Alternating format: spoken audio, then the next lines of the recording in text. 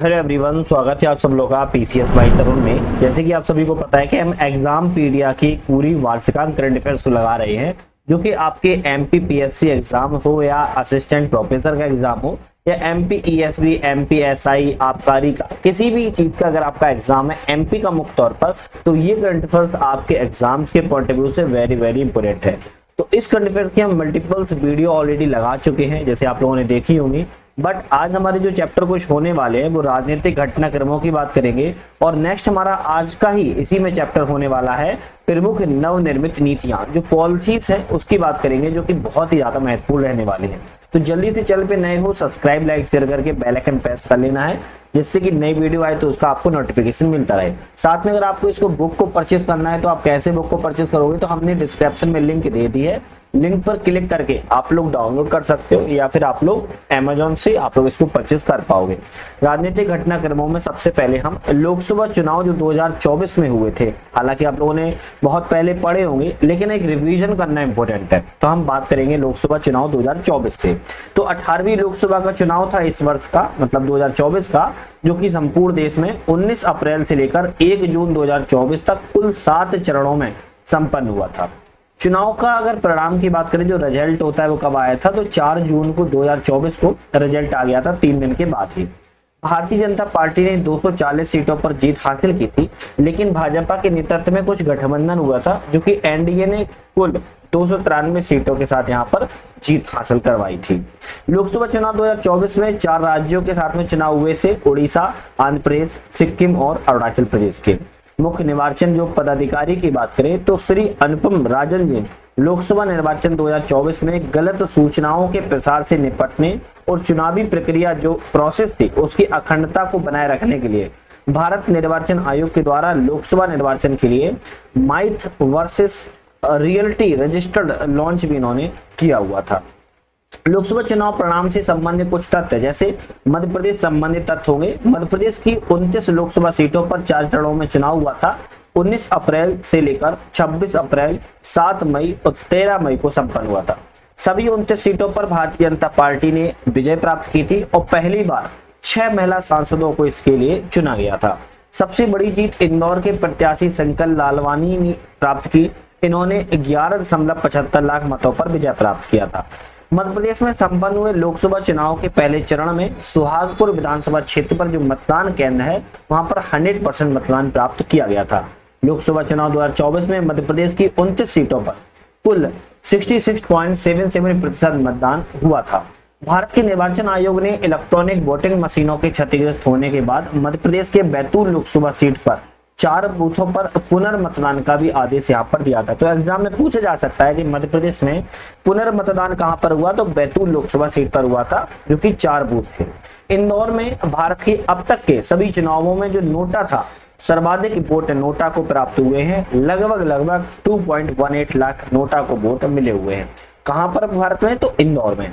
अब हम बात करें मध्य प्रदेश विधानसभा निर्वाचन 2023 में जो हुआ था, जो कि आपके पता होगा सीएम बदल चुके हैं इस बार, मतलब इसी 2023 के समय में। थोड़ा सा इसके बारे में देखते हैं। मतदान की तारीख कब थी, 17 नवंबर 2023 को एक चरण में संपन्न हुआ था।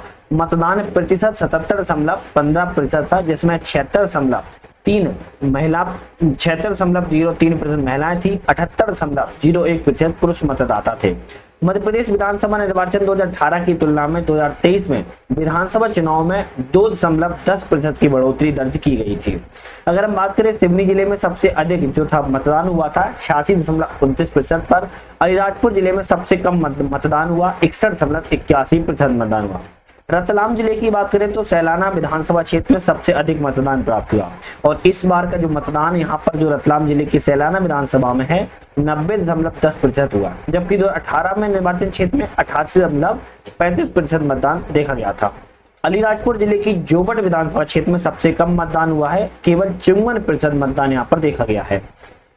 मध्य प्रदेश विधानसभा अगर निर्वाचन 2023 में प्रदेश के सिवनी जिले की लखना दौन विधानसभा निर्वाचन क्षेत्र के मतदान प्रतिशत सबसे अधिक वृद्धि यहाँ पर देखी गई है।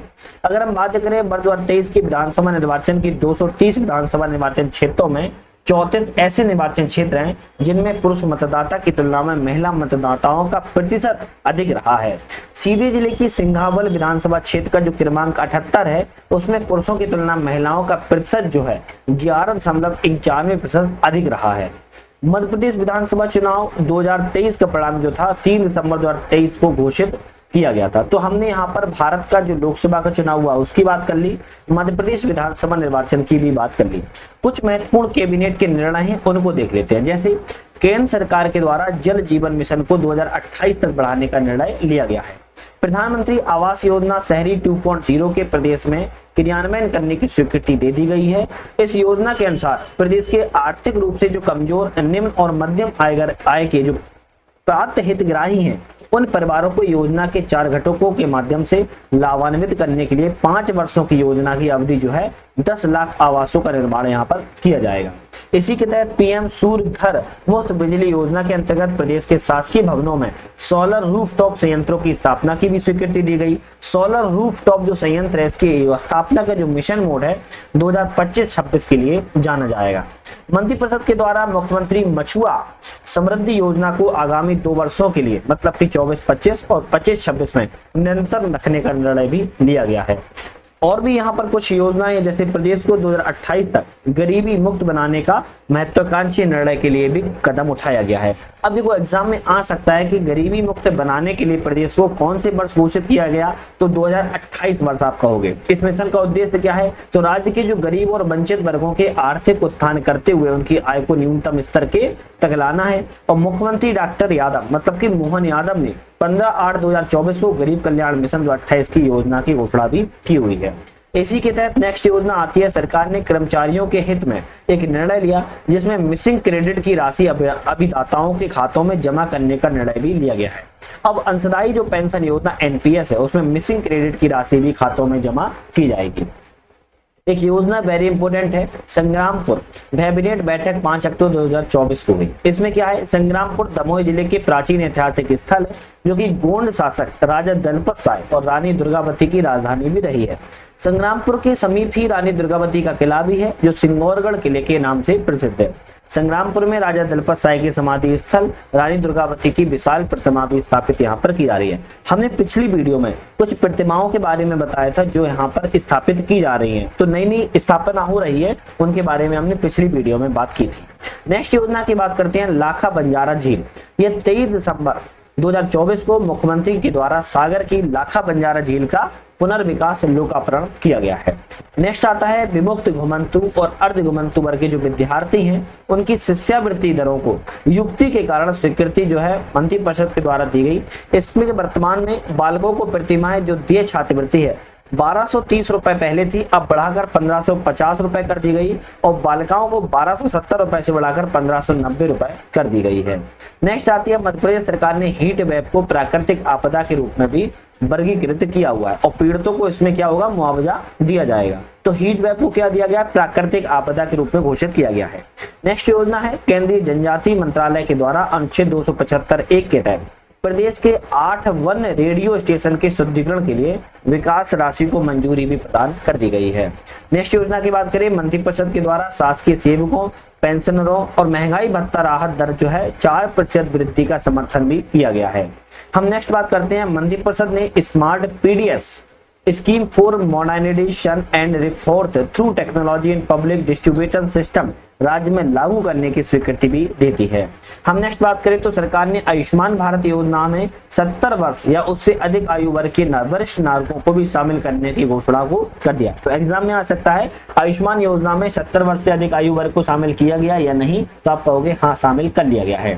नेक्स्ट योजना की बात करते हैं, राज्य में निवेश को प्रोत्साहित करने के लिए मध्य प्रदेश सरकार ने वर्ष 2025 को उद्योग वर्ष के रूप में घोषित किया हुआ है। तो एमपी ने उद्योग वर्ष के रूप में कौन से वर्ष को किया, 2025 को उद्योग वर्ष के रूप में घोषित यहाँ पर किया गया है। तो इंपोर्टेंट हो जाता है वेरी।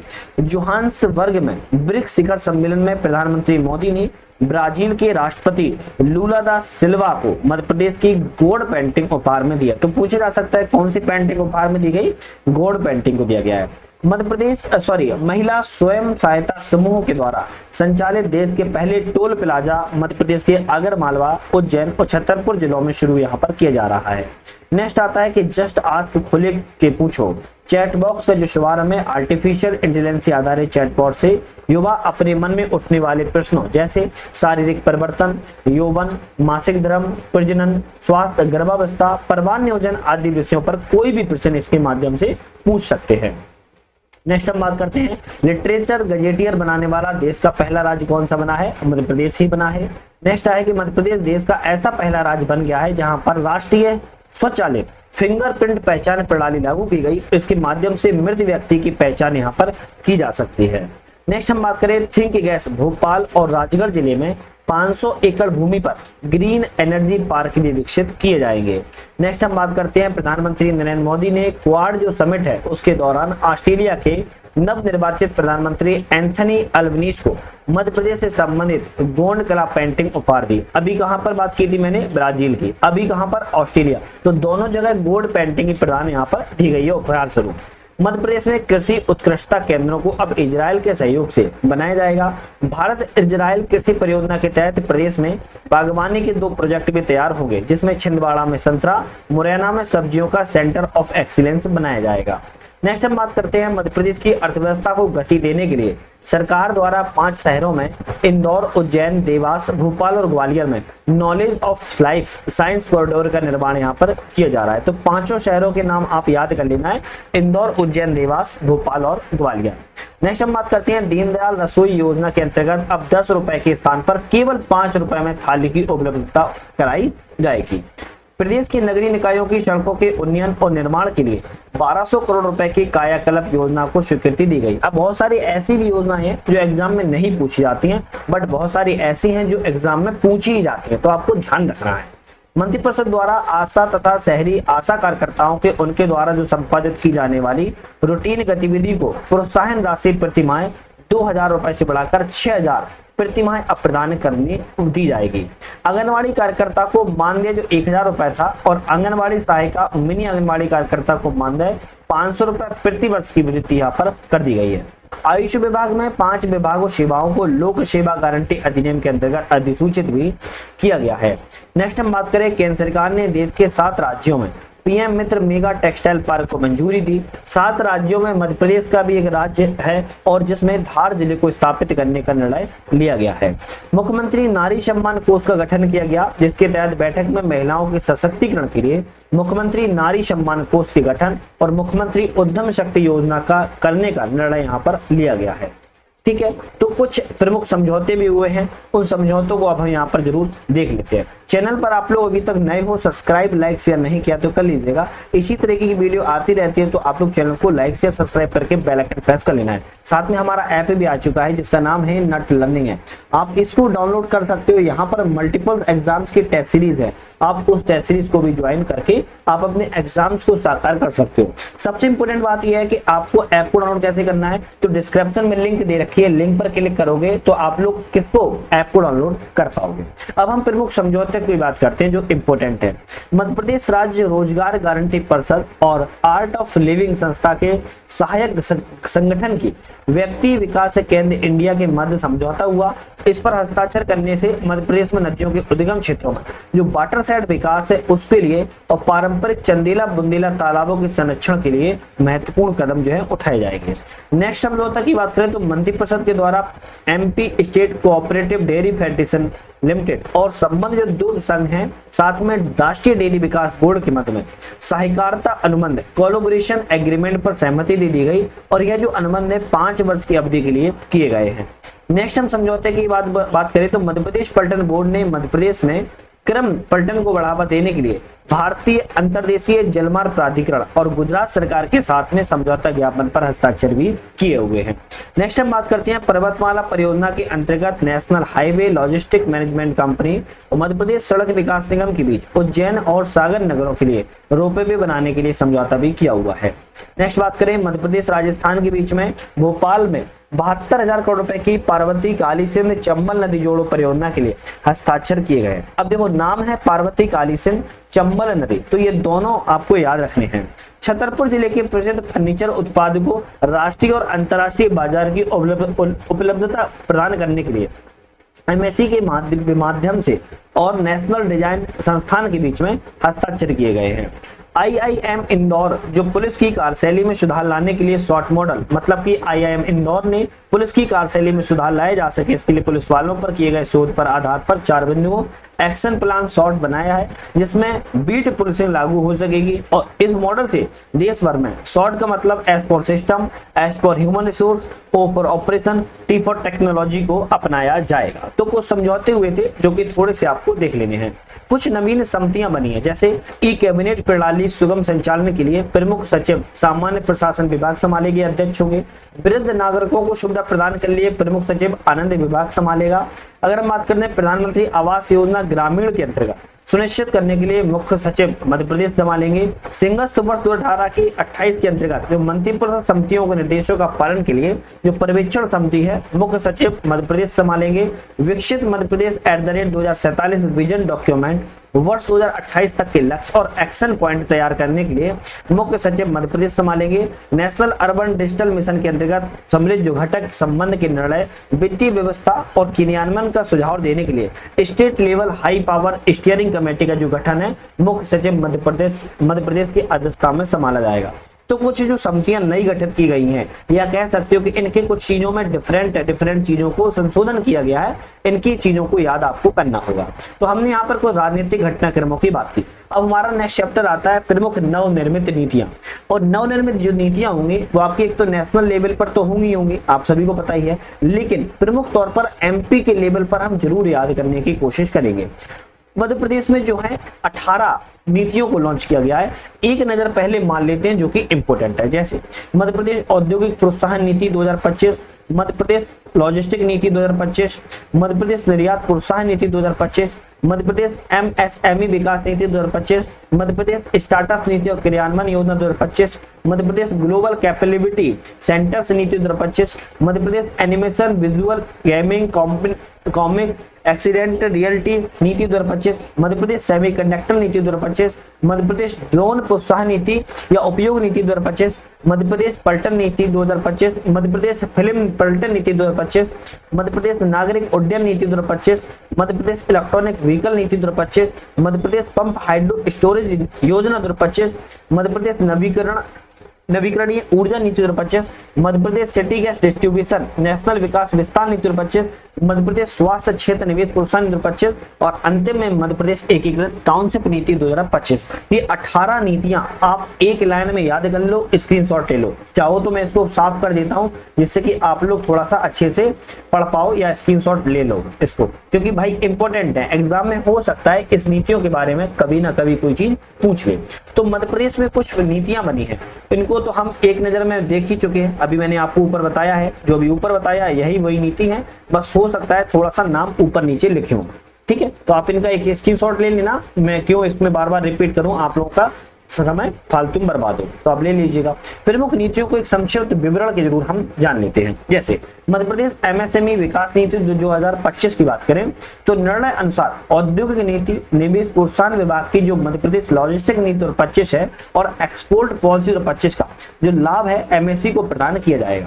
उद्योग संवर्धन नीति 2025 के अंतर्गत जो एमएसएमई श्रेणी की मेगा इकाई है उनको कस्टमाइज पैकेज प्रदान करके एमएसएमई विभाग को अधिकृत जो है वो किया गया है।